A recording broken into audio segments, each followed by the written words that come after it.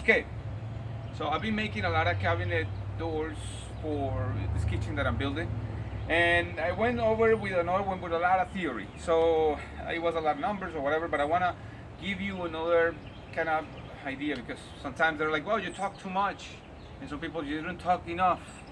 So, is anybody, I try to fit everybody's mind, I guess. So here's what happens when you're building cabinet doors. You need to pick up obviously the type of wood that you want to use. You may want to go to a local mill to get a special, like maple or oak or walnut, or in this case we're using soft pine, but you can get other hard woods. They're sometimes really expensive. But anyway, what we're doing over here is I'm going to give you a little idea of the concept of how you make these doors, because we're going to use a router table, and obviously there are going to be some notches that are going to be made. You need to have that in consideration for your measurements. So in other words, you're building a door that is 37 high by 15 wide. You need to remember that obviously your height is not going to change, because always going to be always high. So you're going to have two pieces that are 37, and then you're going to have two pieces in the middle, but you're going to subtract the width of your wood. In this case, this wood is 2.5 inches wide. So that means that when you put it together, obviously on each side, you're going to have 5 inches. So that means that your 15-inch door is going to have the two 37s standing up and two 10s inside. But that is not going to give you enough space for your groove. So you need to add 1/4 inch on each side. Let me explain to you. So when I build this door, this one is a 37 by 15. But the rail, which is these are the style or the profile, and the rails over here need to be bigger, because they actually go inside this to be able to create some sort of, let me see if you can see here, but they go inside after you make those grooves with a beautiful kind of router bit. So you end up having two pieces that are 37 inches tall and two pieces that are 10.5 inches wide, to make sure that you have a 15-inch door, or the width of 15 inches. All right, so that's the concept. So I'm going to show you how you cut these things. Pretty much you're going to need some few tools that I'm going to show you in one moment. A very important thing that you're going to need when you're working with cabinetry, especially this level of carpentry, is a good miter saw or compound saw. In this case, the blade is actually one of the most important things. This blade that you see here has 100 teeth. Now, the more teeth you have in your blade, the finer the cut that you're gonna have. Normally, you will use like an 80 teeth, blade, but or disc, but in this case, I'm using 100, teeth for finer cuts. So it's really important that you have something straight, something nice that you can cut that will maintain a nice straight cut. The other thing that you're gonna need is a router table. You may try to do it with a regular router in a different type of setup, but it's really hard. You can actually make your own router table by installing your router on the bottom of a piece of plywood, and you can. I've done few tables like that, kind of provisional tables. This one is from Chicago Electric. It's a really inexpensive router table that I can put my vacuum and it will be sucking all the dust out. So it's really helpful because when you're making doors, pretty much you have a whole bunch of styles and profiles and all these things that you can have. Pretty much what is going to determine that is the type of router bits that you get. So sometimes these router bits, a pair can cost like $50, $80, $45, depending on what style you want. But that will determine the design that you have in your doors. So you can do that on the inside, obviously for the profile, where you're gonna put your panel in the middle, and from the outside you can actually use another type of bit to kind of give it a nice design. So it's plenty of design that you can play with, and as you get comfortable with your router table, then you can create a lot of nice different designs or styles. So that's the thing I'm going to show you in a moment how it works. Here's the router table. The router table, don't be afraid, it's a really cool little machine. Obviously, well, you need to be careful, but just get comfortable with the machine. The router table is a table that has a router on the bottom. But it has a switch. Obviously, it comes already made like that, and you can adjust it really well. Then you have the keys to remove your bits and stuff. And this bit that you see here is the part of the two set bits. This one is for like raised panel doors, and obviously, you know, the profile that you have here, that you see here, kind of like a beautiful design here. And so the idea is that when I'm working with this thing, this particular bit, this set, with this bit, you can actually, by adjusting the height, it has like 3 sets of blades there. By adjusting it, you can actually have the same bit being used for the rail and for the profile, meaning for the horizontal and the vertical pieces, right? Now, all of them are gonna have to go through the profile, meaning one style, but only the rails are gonna have this cutout at the end. That's the one that we said that we're gonna add a 1/4 of an inch because they're gonna go inside. So that's really crucial, right? So just by adjusting that.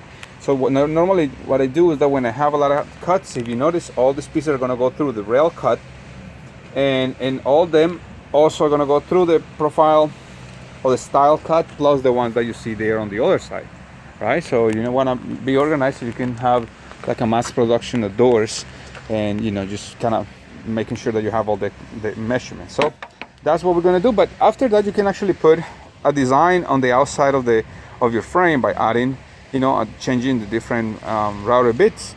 So there are plenty of router bits, hundreds of them. So you can just pick the design that you want, and you can make your own kind of unique design of the door. So that's it for this. I'm gonna show you some assembling. I'm gonna show you some cutting and some stuff. Obviously, protect your mouth and your eyes when you're working with all this.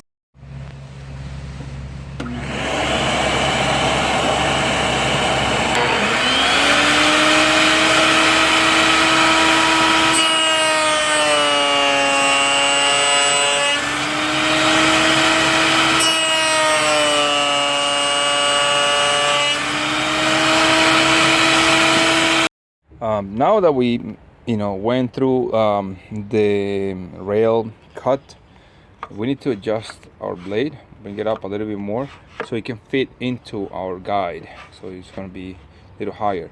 Now these grooves that we made for the rails, once you want to do the profile design on all of them, because they will make a frame, then you need to invert them, meaning like you want to pass them like that. Okay, and for that I recommend you to use a little piece of wood, some leftovers, so you can try before you damage all your wood. All right, so that's what we're gonna do. We're gonna lift it up, and then I'm just gonna be passing all the wood, including these ones, through the edge. That will give us this type of design.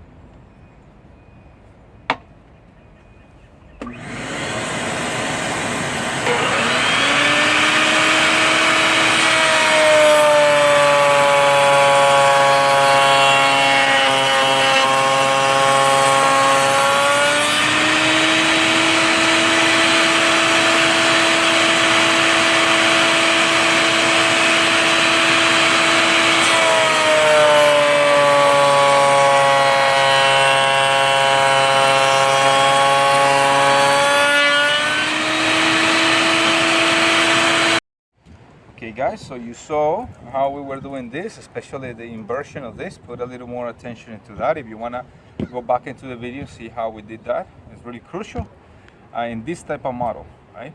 So now we have the pieces. We were talking about the 37 by 15. So let's go ahead, and now I'm going to show you how they interlock. This is the beauty of those type of designs. So they can go nice and straight, and by having that guide that I show you, it's really cool because you can always have almost the same precision on it. So we're gonna go ahead and put it together. We're gonna superpose this thing for now. We're gonna do like a preview of what our frame will look like, and from that point we can actually make the last measurement for the panel that we're gonna need in the middle.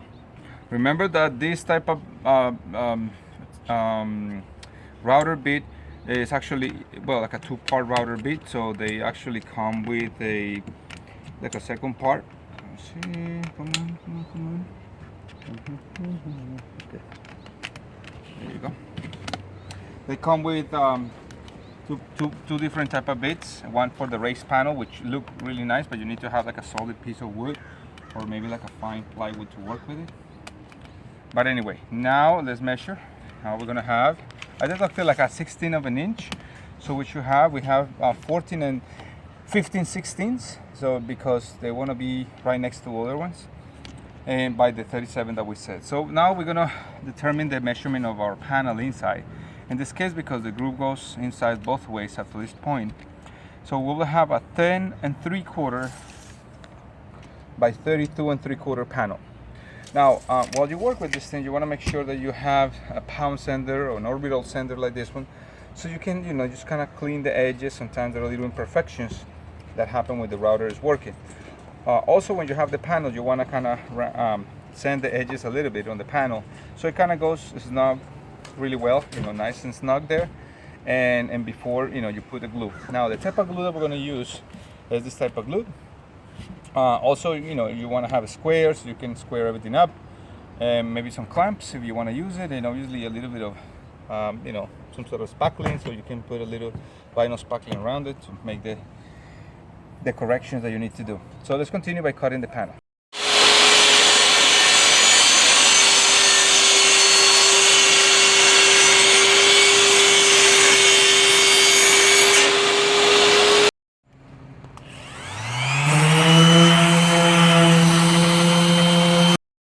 Now we are at the point of assembling our panel and the 4 pieces that we have of our frame. Now I want to help you to avoid a frustration, and the frustration is sometimes the panel is not adjusted exactly where it has to go. And a very simple way of avoiding that is by just putting the frame exactly where it goes, and knowing that it's going to come all the way up to here, the panel inside. We're going to make a mark over here, and also we're going to make a mark on the other side. So now that you use the glue and you put the glue through the entire groove over here, you know that your panel is only going to come up to here, and therefore the other side will be nice and ready. So you can assemble it really well, and you don't need to bang the wood too much to be able to adjust it in a square line. You have to, I would recommend you to have like a wet rag with you, so you can clean the excess glue that you may have around. It's fairly easy. You can just keep like a small bucket with water and a little bit of like a soapy water, and it can clean it up really well. Okay, so let's continue.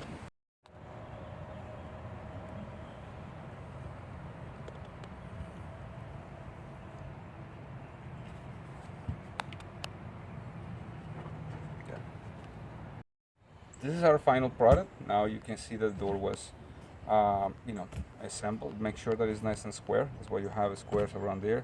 Clean all your excess glue, and what we're gonna do is we're gonna let it dry. We're gonna put some putty over here, some vinyl spackling. Let it stand down, and apply a coat of primer, and then apply a coat of white paint.